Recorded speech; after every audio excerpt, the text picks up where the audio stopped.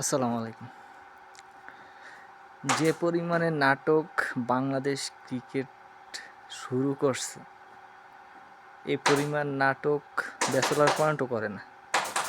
Bachelor পয়েন্টের হাবু ভাই যে পরিমাণ ঢং করে, এর চেয়ে বেশি ঢং করতে আছে আমার প্রিয় মিথুন দা আর মিরাজ ভাই কইতে আছে যে তাদের পুরা টাকা স্পন্সর থেকে আসে, তাদের বেতন খরচ সব স্পন্সর থেকে আসে। যদি আমরা খেলা না দেখতাম তাহলে স্পন্সর আসতো কোথা থেকে? যদি স্পন্সর না আসে তাহলে আপনাদের বেতন আসবে কোথা থেকে? এই তো আপনি যেটা বললেন যে আপনাদের পুরা বেতন খরচ সব স্পন্সর থেকে আসে। আমরা যদি খেলা না দেখতাম তাহলে এই স্পন্সর আসতো না।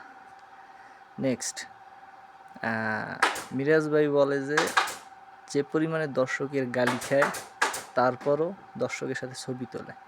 এই দর্শক আছে বলে, গালাগালি দেয় বলে, আবার ভালো পায় বলে আপনি আজকে মেহেদী হাসান মিরাজ। যদি দর্শক না থাকতো তাইলে আজকে আপনি মিরাজ হইতে পারতেন না। আর সবচেয়ে বড় দালাল তামিমরে দালাল কওয়ায় সবাই, মানে শাহবাগ শুধু যাইতে পারেনি, আর সব জায়গায় করছে। যদি তামিম দালাল না হয়, ঠিক আছে, তাইলে শেখ হাসিনা পলায়নের আগে কেন তামিম শেখ হাসিনার কাছে দেখা করতে গেছিল? তামিম যদি ভালো থাকে তাইলে মাশরাফিও ঠিক আছে, মাশরাফির কোনো দোষ নেই, সাকিবের কোনো দোষ নেই, তাহলে সবাই আসুক দেশে। আজকে তামিম দেশে আছে, তার সব দোষ ঢাকা পড়ছে দেখা সে আজকে মহান।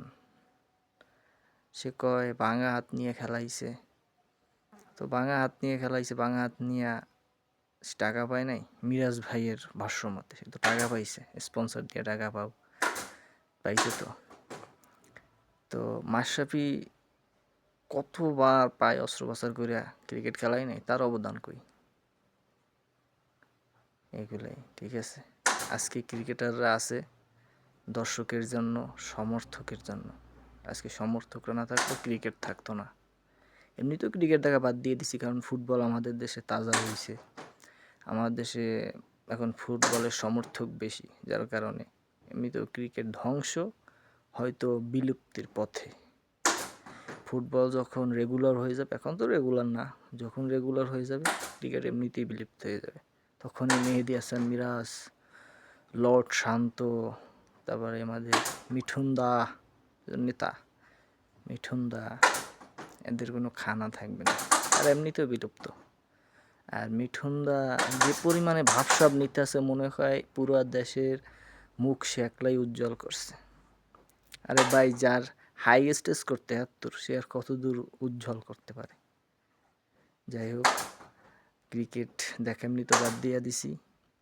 আর এই মিঠুন দ্বারা, এই যারা আজকে সংবাদ সম্মেলনে নাজমুল ভাইকে প্রকাশ্যে ক্ষমা চাইতে, তারা তো এমনিতে অব্যাহতি দিয়ে দিছে, বিসিবি সব জায়গা থেকেই তারা অব্যাহতি দিয়ে দিছে।